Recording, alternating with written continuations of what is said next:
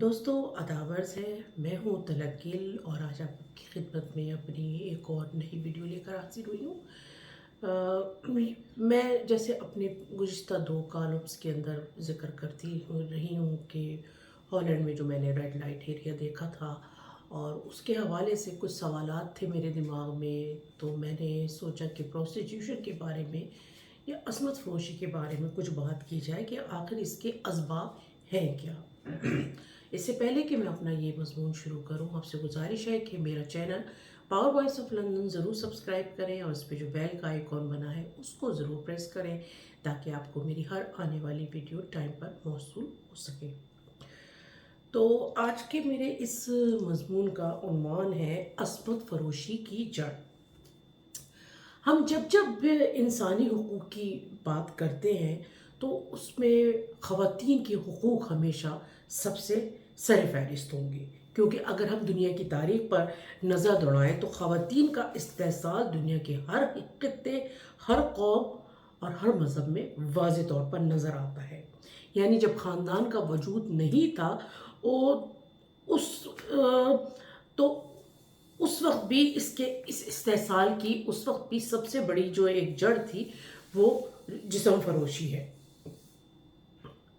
ہم جب بھی جسم فروشی کی بات کرتے ہیں تو ہمارے جو کان ہیں وہ ایک دم کھڑے ہو جاتے ہیں کہ اوہ یہ ہم کس موضوع کے اوپر بات کر رہے ہیں۔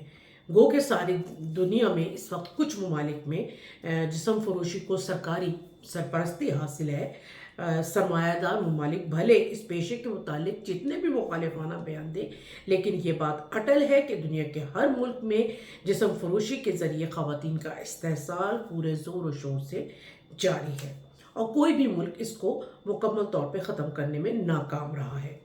جسم فروشی کی وجوہات کی اگر بات کی جائے تو اس کی سب سے بڑی وجہ مردانہ حاکمیت پر مشتمل نظام، سرمایہ دار طبقہ، غیر منصفانہ دولت کی تقسیم، غربت، مذاہب کا خواتین کے خلاف غیر منصفانہ رویہ، طبقاتی نظام اور انسانوں کی اسمگلنگ وغیرہ سب اس کے بڑھنے کا سبب ہے۔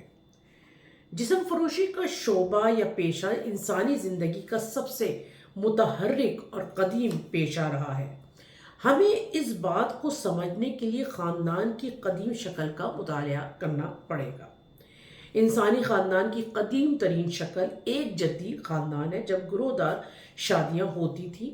ایک عورت کے کئی شوہر ہوتے تھے، یعنی ایک پیڑھی کے مرد اور عورتیں ایک دوسرے کے شوہر اور بیویاں ہوتی تھیں۔ اسی طرح ان کی اولادیں آپس میں میاں بیوی ہوتے تھے۔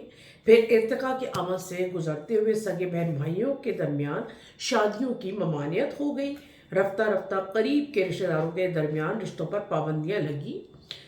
یہ جو دور تھا، یہ مادری جو حق ہے، یہ مادری حق کا زمانہ تھا، جب نسل جو تھی ماں سے چلا کرتی تھی۔ جیسی جیسی گروہی ترقی ہوئی، بہن بھائیوں کے بھی جیسے طبقے بڑھ گئے اور ان سے شادی پر پابندی نے گروہ دار شادیوں کو تقریباً ناممکن بنا دیا۔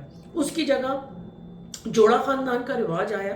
جوڑا خاندان میں ایک مرد اور ایک عورت ساتھ ساتھ رہتے تھے اور جب تک ساتھ رہتے عورت سے وفاداری کا مطالبہ کیا جاتا تھا۔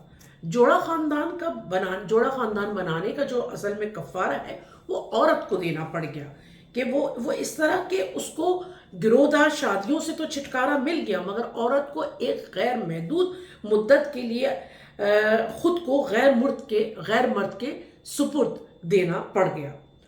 اس وقت اس کفارے کو مذہبی شکل مل چکی تھی اور عورتوں کو دیوی دیوتاؤں کے آگے خود کو پیش کرنا پڑتا تھا۔ یک زوجگی خاندان جوڑا خاندان ہی سے نکلا ہے اور اس میں صرف مرد ہی اس رشتے کو توڑ سکتا ہے۔ یہ مادری حق کی شکست اور پدری حق کی جیت کا آغاز تھا، یعنی یہاں سے عورت کی ملکیت کا آغاز ہو گیا۔ عصمت فروشی زرعی سماج کی قدیم ساحری رسومات اور مذہب سے جڑی ہے۔ اس زمانے میں کھیتی کرنے اور جنسی عمل کو ایک جیسا ہی فعل سمجھا جاتا تھا۔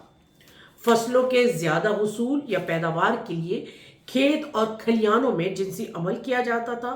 اس دور میں دھرتی ماتا کی پوجا بھی عام تھی اور زمین کی خوشنودی کے لیے جنسی عمل کے اس زمانے میں جو اولین مرکز ہے اس زمانے میں بنے، جہاں جنسی عمل جو تھا وہ کھلے عام کیا جاتا تھا۔ جوان لڑکیوں کو دیوی دیوتاؤں کی خوشنودی کے لیے کسی بھی پیروکار کے ساتھ جو ہے وہ جنسی عمل سے گزرنا پڑتا تھا۔ تو ہم نے پرانی ہسٹری میں ہر مذہب میں ہمیں خاص طور پہ جو بت پرستی کا دور تھا اس میں یہ ہمیں ہر جگہ ملتا ہے، اور معبودوں کی داسیوں کے لیے یہ ایک عام معمول تھا، اور انہیں اس کام کے عوض جو رقم ملتی تھی وہ پجاریوں کے لیے کمائی کا بہت بڑا ذریعہ تھا، جس کو بعد میں حکمران طبقے نے ایک منظم اور منافع بخش کاروبار میں تبدیل کر دیا تھا۔ جیسا میں نے پہلے تذکرہ کیا کہ جیسے ہی ذاتی ملکیت کا وجود ہوا، عورت ایک جنس میں تبدیل ہو گئی جس کا لین دین کیا جا سکتا تھا، اور پھر اسی طرح جو ہے وہ جو دلال کا جو پیشہ تھا وہ وجود میں آیا، جہاں عورت جسم بیچتی ہے جبکہ اس کو تو اس کی ادنا سی اجرت ملتی ہے، باقی کی رقم دلال کی جیب میں جاتی ہے۔ تاریخ میں باقاعدہ عصمت فروشی کے اڈے یا قبا خانے یونان یا کے جو شہر ایتھنز اس میں بنے تھے۔ 18ویں صدی قبل از مسیح میں دنیا کا جو اولین جو ضابطۂ حیات تھا، ضابطۂ اخلاق، حمورابی میں بھی جسم فروش عورتوں کا تذکرہ ملتا ہے، جہاں اس کو عبادت کا درجہ حاصل تھا اور دیوی دیوتاؤں کی خوشنودی کے لیے لڑکیوں کو نذرانے کے طور پر پیش کیا جاتا تھا۔ عرب میں کی اگر ہم بات کریں تو وہاں پر لونڈیاں اور غلام بنانے کا عام رواج تھا۔ جنگوں میں مال غنیمت کے طور پر فاتح قبائل دوسرے قبائل کی لڑکیوں کو لونڈی بنا کر ان سے جسم فروشی کرواتے تھے۔ ہندوستان میں تقریباً ہر فاتح بادشاہ، بھلے وہ مغل ہوں یا سوری ہوں، جتنے بھی بادشاہ گزرے انہوں نے اس پیشے کو بہت پروان چڑھایا اور طوائف کے نام سے سینکڑوں کنیزیں اپنی دسترس میں رکھیں۔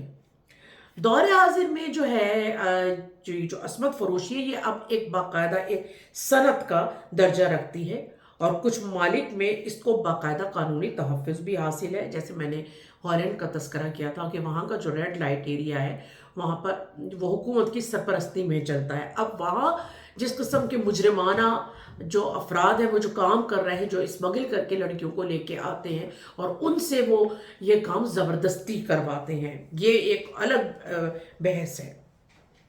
عورتوں کی جسم فروشی عمرہ اور حکمران طبقے کی شہوت پوری کرنے کے لیے کی جاتی ہے اور اس کی قیمت وصول کی جاتی ہے۔ انسانوں کی اسمگلنگ کرنے والے گروہوں نے اس کام کو مزید قوت بخشی ہے۔ سرمایہ دارانہ نظام بھلے اس کو حقارت سے دیکھتا ہے مگر وہ اس کو تحفظ بھی فراہم کرتا ہے۔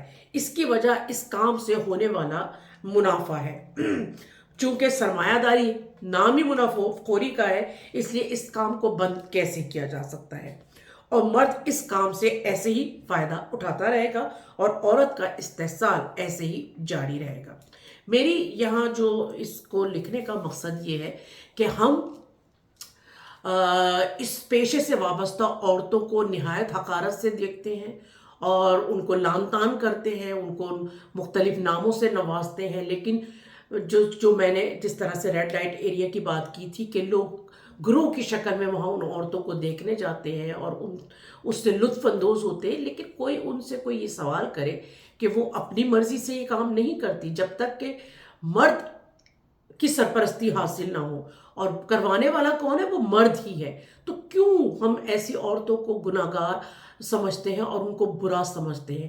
اگر ہم چاہتے ہیں کہ وہ یہ جسم فروشی کا پیشہ نہ کرے تو ہم سب کو مل کے اس پہ کام کرنے کی ضرورت ہے کہ ان کو اس چیز کی ضرورت ہی نہ پڑے، اور اس کے لیے ہمیں سب سے پہلے اپنے معاشرے سے طبقاتی نظام کا خاتمہ کرنا پڑے گا، غربت کا خاتمہ کرنا پڑے گا، برابری کی بنیاد پہ عورت کو اس کے حقوق دینے ہوں گے۔ بہت شکریہ۔